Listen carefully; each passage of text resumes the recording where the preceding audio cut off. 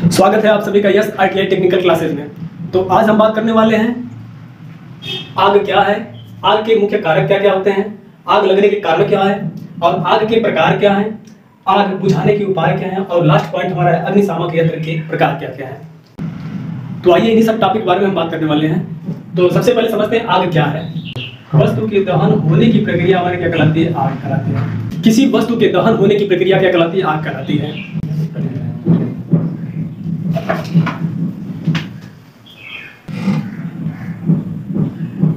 तो दूसरा पॉइंट है आग के कारक। तो आग के मुख्य 3 कारक होते हैं। कौन कौन से? पहला पॉइंट होता है जैसे हमारे पास एक मार्कर है, ठीक ना। ये मार्कर को बनाने के लिए सबसे पहले हमारे क्या होता है? इसके एलिमेंट की जरूरत पड़ती है, ठीक ना। जैसे मार्कर है तो मार्कर का क्या होता है? ये बंद करने के लिए प्रयोग करते हैं, ये पॉइंट जो होता है लिखने के लिए प्रयोग करते हैं ना। तो एक मार्कर का निर्माण करने के लिए सभी अलग अलग पार्ट होते हैं ना। वैसे आग लगने के मुख्य कारक होते हैं। कौन कौन से होते हैं? पहला हमारा ईंधन होना चाहिए, बगैर ईंधन का आग नहीं लगा सकते, ईंधन चाहिए। दूसरा चीज क्या चाहिए आपको? उष्मा चाहिए। और तीसरा पॉइंट क्या चाहिए आपको? ऑक्सीजन चाहिए, ठीक है। तो 3 पॉइंट होते हैं आग लगाने के लिए, ईंधन, उष्मा और ऑक्सीजन, ठीक है। तीनों में से किसी एक पॉइंट को ऑब्सेंट कर दे तो हमारी आग क्या होती है? आग बुझ जाती है। इसे ट्रायंगल के माध्यम से हम लोग समझते हैं। ट्रायंगल के माध्यम से जो होता है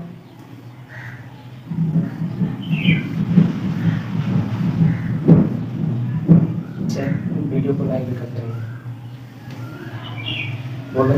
तो ट्रायंगल के माध्यम से देखिए इसमें क्या होता है? पहले ईंधन हो गया, ईंधन हो गया, दूसरा हो गया आपका उष्मा और तीसरा पॉइंट आपका ऑक्सीजन हो गया, ठीक है। अब ये तीनों प्रक्रिया जहां इकट्ठा होती है वहां क्या लगते हैं? आग लग जाती है।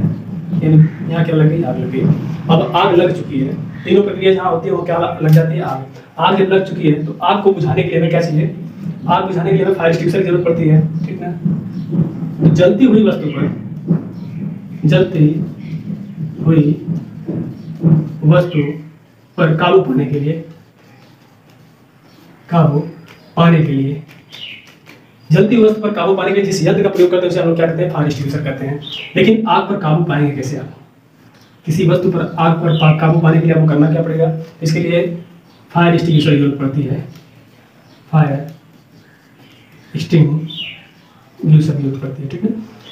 तो फायर एक्सटिंग्विशर की जरूरत पड़ती है। तो सबसे पहले आपको ये पहचानना होगा कि आग के कितने प्रकार होते हैं, आग के कौन सी कैटेगरी होती है। यदि आप आग की कैटेगरी को नहीं पहचानते हैं तो आग को बुझाने में क्या होती है? समस्या आती है। जैसे कुछ समय के लिए हम मान लेते हैं कि यहाँ पर क्या लगी आग? बिजली से लगी आग है, बिजली से लगी आग है, बाकी गैस में लगी आग है, ठीक है। ये इतने प्रकार की आग लगी हुई है, ठीक है। एक महाशय जी इनको पता नहीं है कि आग कैसे किस प्रकार से लगी है, ठीक है।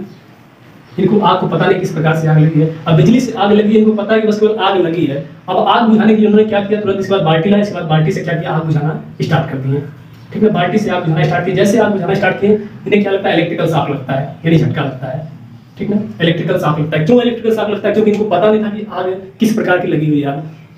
तो इससे बचने के लिए सबसे पहले आपको इस बात का ज्ञान होना चाहिए कि आग की कैटेगरी को पहचानना चाहिए कि आग किस कैटेगरी में लगी है और किस प्रकार के फायर एक्सटिंग्विशर से हमें क्या करना चाहिए? आग बुझाना चाहिए, ठीक ना। तो चलिए पहले हम लोग जानते हैं कि आग किन किन कारणों से आग लगती है। यदि आप वर्कशॉप में काम करते हैं तो ठीक, वर्कशॉप में आप काम करते हैं तो वहाँ पर आग लगने का मुख्य कारण ये होता है कि भारी शॉर्ट सर्किट की वजह से आग लग जाती है। और बाकी जो होती है ढीला कनेक्शन कहीं पर है तो वहाँ पर क्या होता है? स्पार्किंग होती है। स्पार्किंग होने से क्या होता है? आग लगने के खतरा रहते हैं।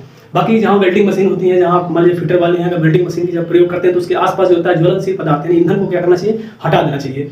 जैसे कोई अगर जूट हो गया, कपड़ा हो गया या कोई ज्वलनशील पदार्थ होते हैं उसे आसपास से क्या करना चाहिए? हटा देना, जिससे आग लगने का खतरा रहता है। ऐसे चीज को साफ सुथरा कर लेना चाहिए, ठीक है। तो हम लोग बात करते हैं आग कितने प्रकार की होती है ना अग्निशामक के अंदर। तो जो आग होती है मुख्य रूप से 4 प्रकार की होती है। 4 वर्गों में विभाजित किया जाता है। ए वर्ग, बी और सी और डी कैटेगरी होती है। बेस बढ़ाओ, बेस। ए वर्ग, बी वर्ग की आग, तीसरा होती है सी वर्ग की आग, चौथा डी वर्ग की आग। तो ए वर्ग की कैटेगरी में जो आग होती है अर्थात जमीन के ऊपर जितनी भी आग पाई जाती है वो किस कैटेगरी में होती है? ए वर्ग की आग होती है। जैसे जूट हो गया, रेशम हो गया, कपड़ा हो गया, ठीक है। ये सब किस कैटेगरी में आते हैं? ए कैटेगरी में आते हैं।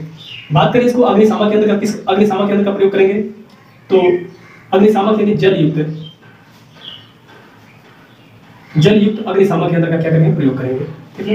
ये तो सभी लोगों को पता है कि जूट, रेशम, कपड़ा में अगर आग लगती है तो हम लोग किसे करते हैं? पानी से प्रयोग करते हैं। यानी ऐसा फायर एक्सटिंग्विशर जिसमें जल भरा हो उसका प्रयोग हम लोग करेंगे इस ए प्रकार की कैटेगरी को आग बुझाने के लिए। अब बात करते हैं बी कैटेगरी की आग। तो बी कैटेगरी की आग में होता है डीजल हो गया, पेट्रोल हो गया, अर्थात जमीन के नीचे से जो चीज पाई जाती है हमारा क्या होता है, बी कैटेगरी में आता है। फिर इसके बाद केरोसिन हो गया, ये सब किस कैटेगरी में आते हैं, बी कैटेगरी में। अब इसको इस प्रकार की आग लगी है तो हम किस प्रकार के फायर एक्सटिंग्विशर का प्रयोग करेंगे, तो इसके लिए आपको प्रयोग करना पड़ेगा फोम प्रकार की फायर एक्सटिंग्विशर।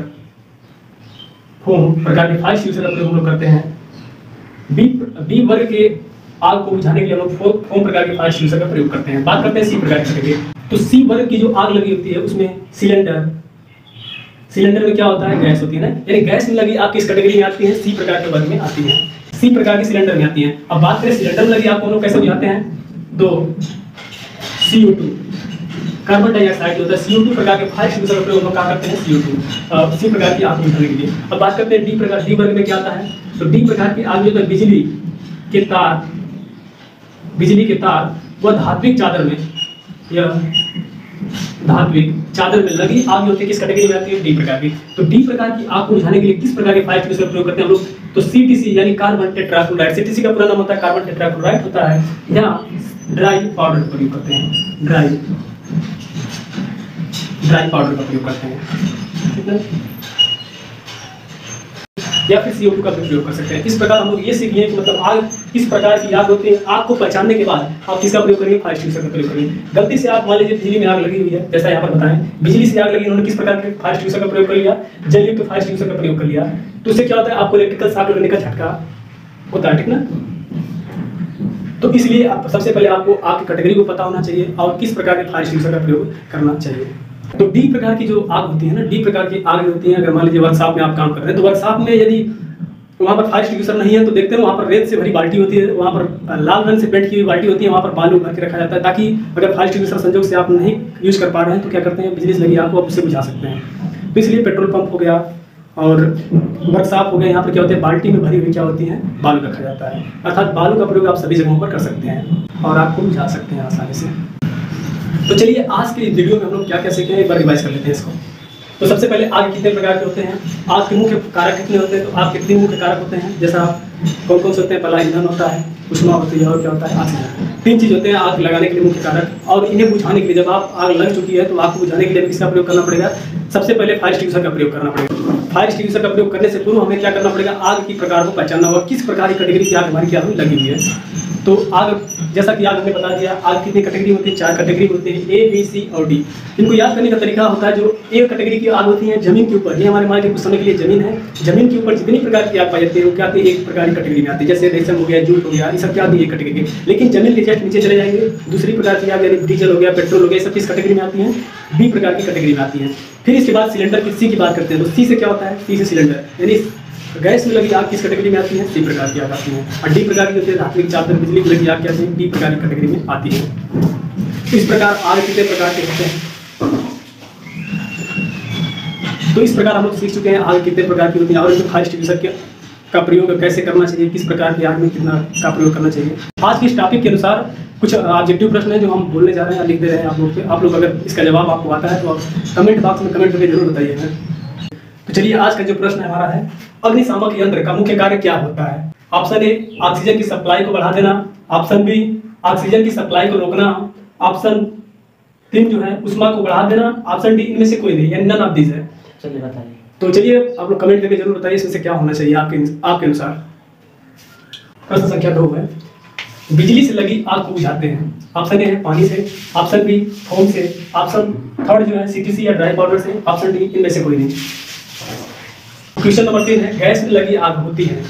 ऑप्शन ए वर्ग में आती है, बी वर्ग में आती है, सी वर्ग या डी वर्ग में। तो आप लोग कमेंट करके जरूर बताइए गैस में लगी आग होती है किस कैटेगरी में आप उसको रखेंगे।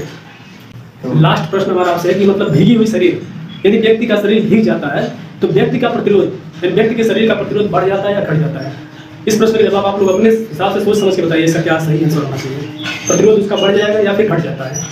आज की वीडियो में बस इतना ही, मिलेंगे हम लोग नेक्स्ट वीडियो में। यदि चैनल पर आप नए हैं तो चैनल को लाइक करिए, सब्सक्राइब करिए और बेल आइकन को प्रेस करिए और अपने दोस्तों में शेयर करिए। जय हिंद।